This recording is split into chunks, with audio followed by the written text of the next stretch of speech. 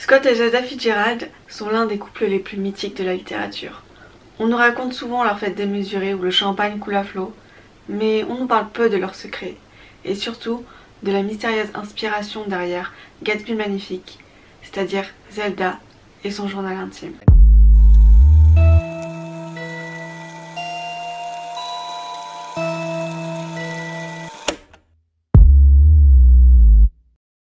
Je suis très heureuse de vous retrouver aujourd'hui pour un troisième épisode des mystères de la littérature. Un concept où je vous parle des mystères autour des écrivains et de leurs œuvres, et surtout de toutes les théories un peu farfelues ou des choses vraies aussi qui ont existé. Et pour ce troisième épisode, je voulais qu'on se concentre sur le couple mythique Zelda et Scott Fitzgerald, et plus précisément l'implication de Zelda dans les œuvres de Scott. Notre histoire commence le 24 mai 1900. Cette date marque la naissance de Zelda. Zelda, elle vient d'une famille aisée, dans l'Alabama aux États-Unis, puisque son père est avocat et il travaille à la cour de justice d'Alabama, pendant que sa mère, elle, s'occupe des enfants. Elle est la petite dernière de 6 enfants, et il faut savoir que dès le départ, la jeune Zelda, elle a déjà une personnalité bien à elle et bien trempée. Tout au long de son enfance et son adolescence, on découvre une jeune fille qui adore attirer l'attention et surtout déjouer les règles, puisque on a une jeune femme qui adore la danse, la natation, sortir avec ses amis et se rendre notamment à des bals avec des officiers pendant la guerre, ce qui était un peu interdit. Elle fume, elle dit des insultes, elle boit, vraiment elle respecte pas du tout les codes d'une jeune fille entre guillemets convenable.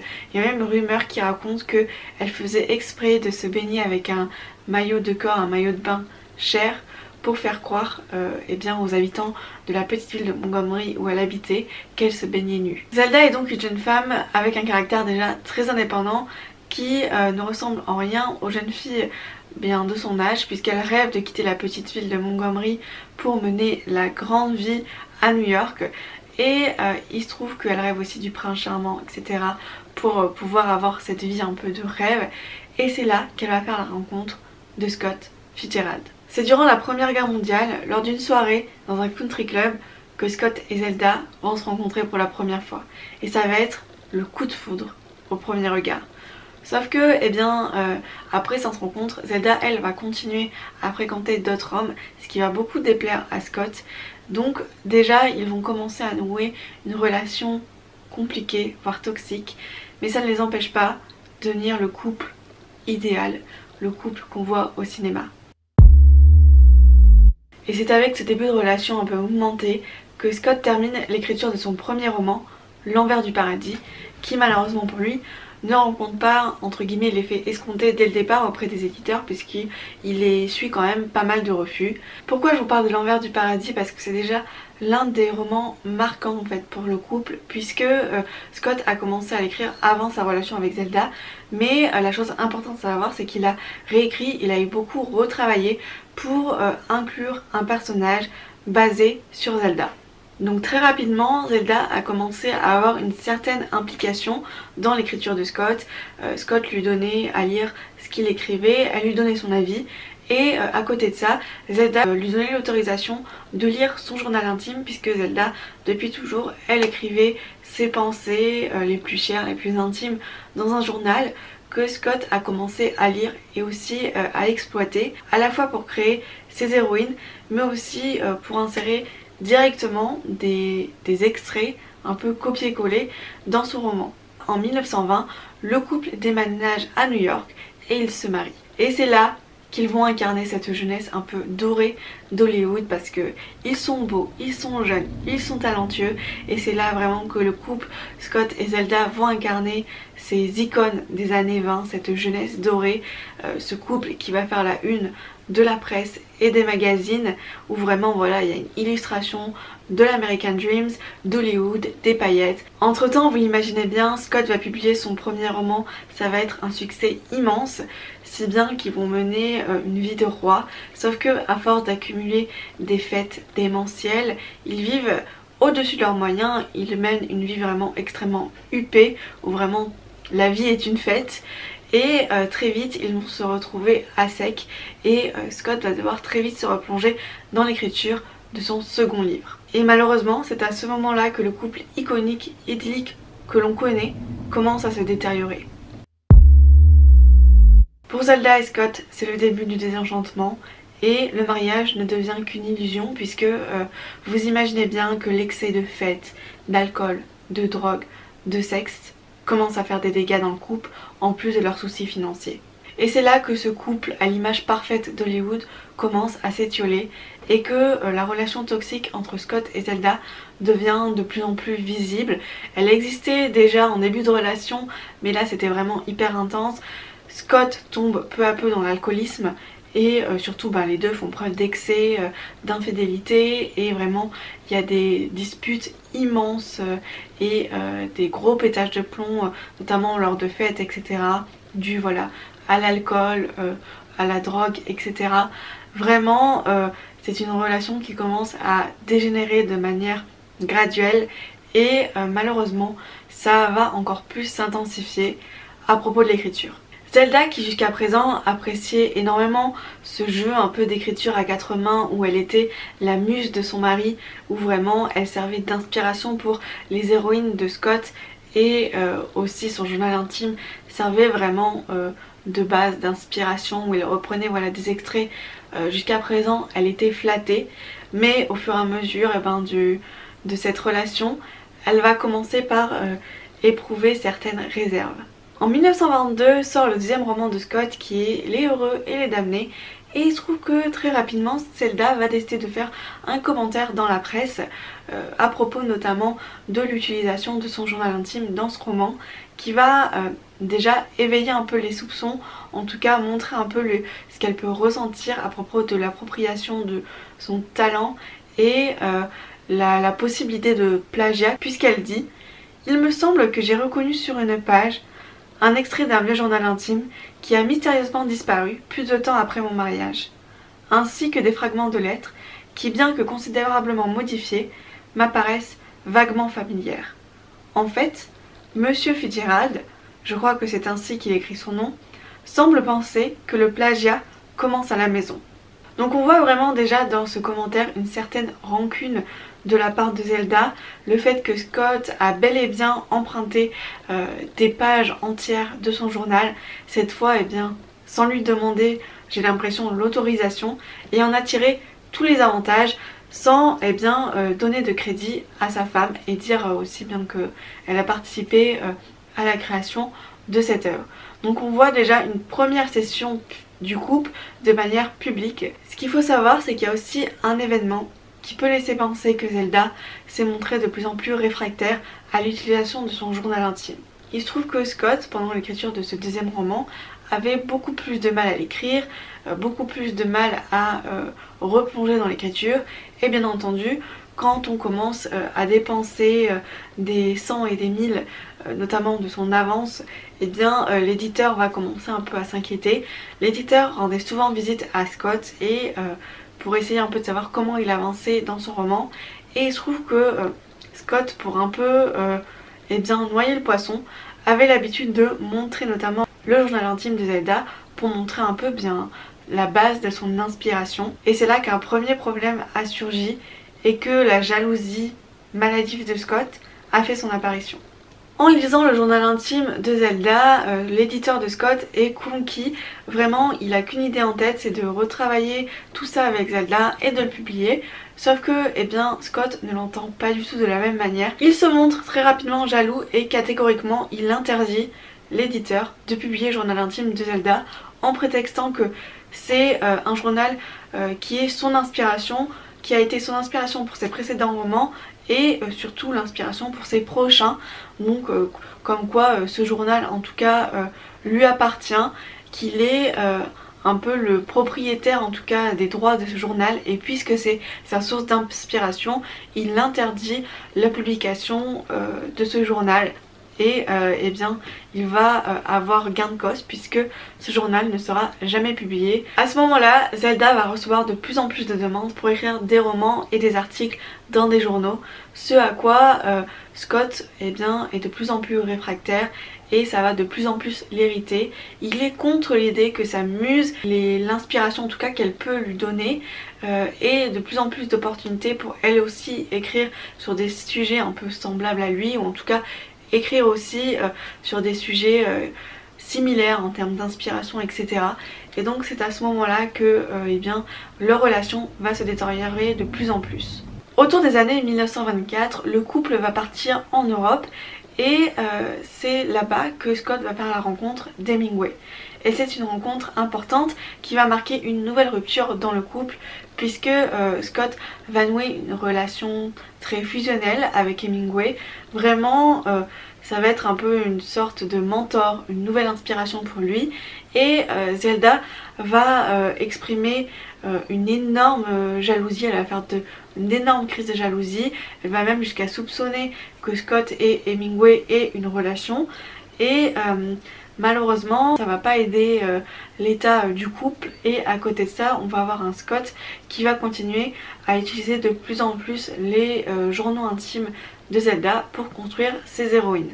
En 1925, Scott publie son troisième roman qui devient l'une des œuvres les plus emblématiques de la littérature, c'est-à-dire Gatsby le Magnifique, sauf qu'à l'époque, il n'a pas du tout la renommée escomptée.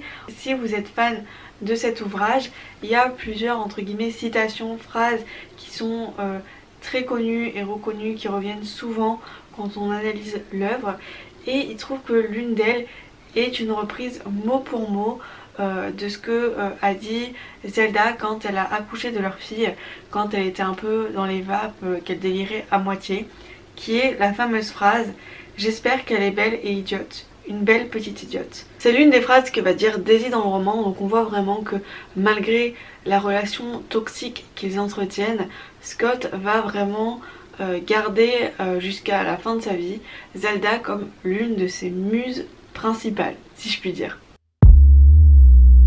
Après leur voyage en Europe, ils vont décider de poser leurs bagages en France, notamment à Paris et après dans plusieurs villes, et c'est à ce moment-là que leur relation atteint vraiment un point de non-retour et que même s'il y a des torts de tous les côtés, Zelda va quand même vivre un enfer.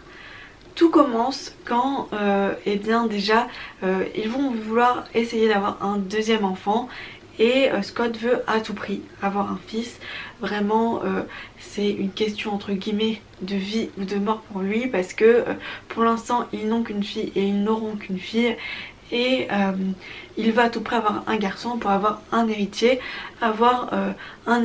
qui va pouvoir ensuite a posteriori prendre soin de ses œuvres et pouvoir les léguer, etc. Donc voilà, il était quand même très égocentrique, très centré sur ses œuvres, et il se trouve que Zelda à côté de ça avait des problèmes de fertilité. Elle a subi de nombreuses opérations qui étaient très douloureuse, et Scott à côté de ça n'arrangeait rien puisque il lui mettait un peu la pression, voilà, il disait à tout prix qu'il voulait un garçon, et à côté de ça ils avaient toujours des soucis financiers vu qu'ils vivaient toujours au-dessus de leurs moyens. Il l'accusait d'être toujours malade et vraiment de devoir lui payer des opérations qui coûtent extrêmement cher. Donc ça a commencé comme ça, et suite à ça, vous imaginez bien que leur couple a commencé à perdre de plus en plus d'aplomb, et c'est là où il y a eu de nombreuses infidélités. Zelda, elle de son côté, a entretenu une relation avec un pilote de l'armée français. Elle était vraiment très amoureuse, elle était même prête à divorcer, mais ce que Scott a complètement refusé, et c'est là que pour se venger, Scott a décidé de l'enfermer à double tour et de l'interdire en tout cas de sortir. Il l'a gardée un peu prisonnière pour l'empêcher de voir son amant, et il lui a interdit strictement de divorcer. C'est malheureusement là que l'état mental de Zelda se dégrade de plus en plus et qu'elle a ses premières manifestations schizophrènes. Et à côté de ça, elle écrit toujours des textes et des nouvelles qui sont publiées par Scott sous son nom. Donc voilà, vraiment, même quand elle a recommencé à écrire et que ça devenait un peu son son échappatoire, Scott les a publiés, mais pas sous son nom à elle, mais sous son nom à lui. En 1928, quand ils sont à Paris, le couple est complètement brisé, il y a de nombreux conflits. Zelda, elle de son côté, va tout faire aussi pour empêcher Scott d'écrire. Elle venait souvent le déranger dans son bureau. Vraiment, elle cherchait un peu toutes les raisons pour le distraire, pour l'embêter quand il écrivait et l'empêcher en tout cas d'écrire. Donc Scott est de plus en plus déterminé à la fois à la garder chez elle, et d'un autre côté on a Zelda qui elle est de plus en plus motivée à vouloir l'empêcher d'écrire. Et donc c'est à ce moment là que Zelda va décider de trouver un nouvel échappatoire dans la danse, qui était aussi l'une de ses passions quand elle était plus jeune. Et donc vraiment là elle va commencer à s'entraîner à l'excès et elle va devenir une très bonne danseuse, mais malheureusement elle va s'épuiser à la fois sur le plan physique et mental. Et vers les années 1930, c'est là où elle commence à être internée dans un hôpital français pour dépression et troubles bipolaires. Et en 1932, elle se lance dans l'écriture de son seul et unique roman, qui est Accordez-moi cette valse, qu'elle écrit voilà, pendant, pas son internement, mais plutôt pendant sa convalescence, en tout cas à l'hôpital. Elle l'envoie à l'éditeur de son mari, qui est à l'époque s'appelle Marcel Perkins. Scott est furieux, il sort de ses gonds, il refuse l'idée que sa femme puisse écrire un roman où elle reprend voilà, des passages de leur vie, de leur existence, où elle s'inspire de leur couple. Ce que Scott a déjà fait avec le journal de Zelda, mais ici ça le dérange au plus haut point. Et ce qui est intéressant aussi, c'est que c'est quelque chose aussi qui va le faire après dans son roman Tendre la nuit, qui cette fois va être publié en 1934, où comme dans le roman de Zelda, il va parler d'un échec et d'un mariage malheureux. Et voilà, lui de son côté, il refuse que sa femme fasse la même chose que lui. Scott décide donc d'écrire au médecin de Zelda pour exprimer son mécontentement. Et voilà, il dit qu'il refuse à tout prix que sa femme écrive un livre qui s'inspire de leur vie, de leurs souvenirs, et surtout que lui il est en pleine écriture de Tendre la nuit qui reprend des événements similaires.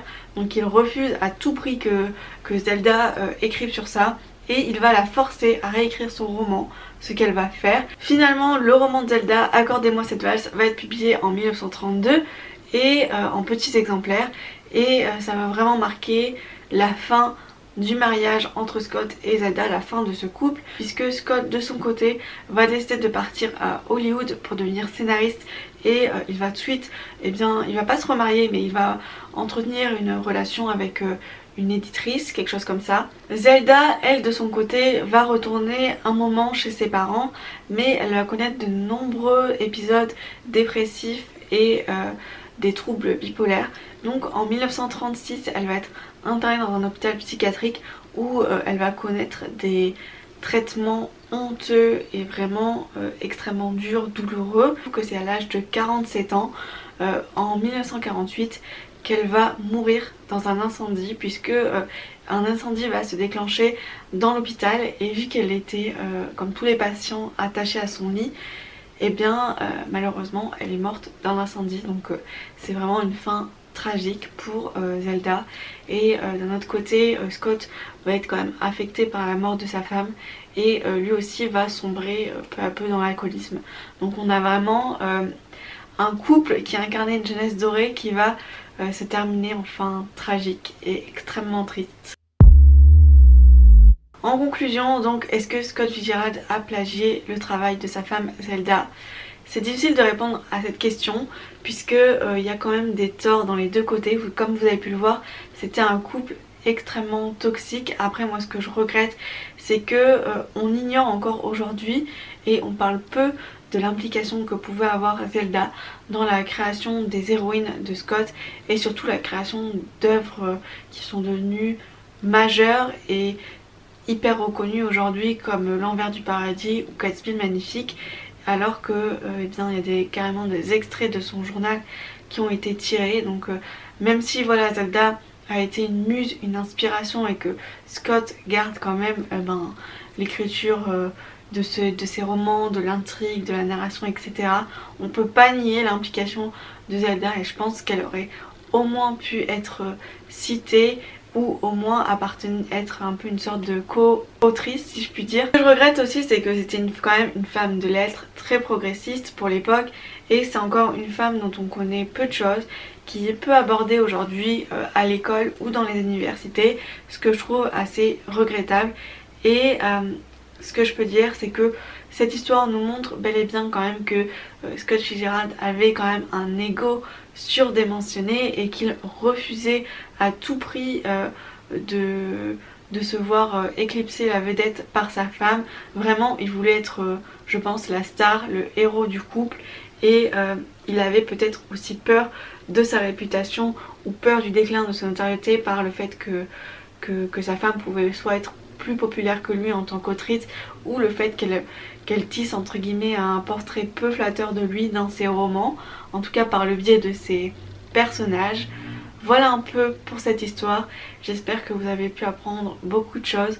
Moi c'est vraiment un couple que j'ai aimé découvrir parce que finalement de Gatsby je ne connaissais que Scott Fitzgerald et on ignore que derrière ça il y a quand même une femme, sa femme Zelda, qui était aussi une autrice très talentueuse tout comme Scott et qui malheureusement a posteriori n'a pas eu toute la reconnaissance que son mari peut avoir aujourd'hui. C'est la fin de ce 3e épisode, j'espère qu'il vous a plu, n'hésitez pas à me donner vos impressions en commentaire et j'ai hâte de vous retrouver pour vous parler d'une nouvelle histoire. A très bientôt pour une nouvelle vidéo, bye bye, portez-vous bien. And they said, there goes the last great American dynasty.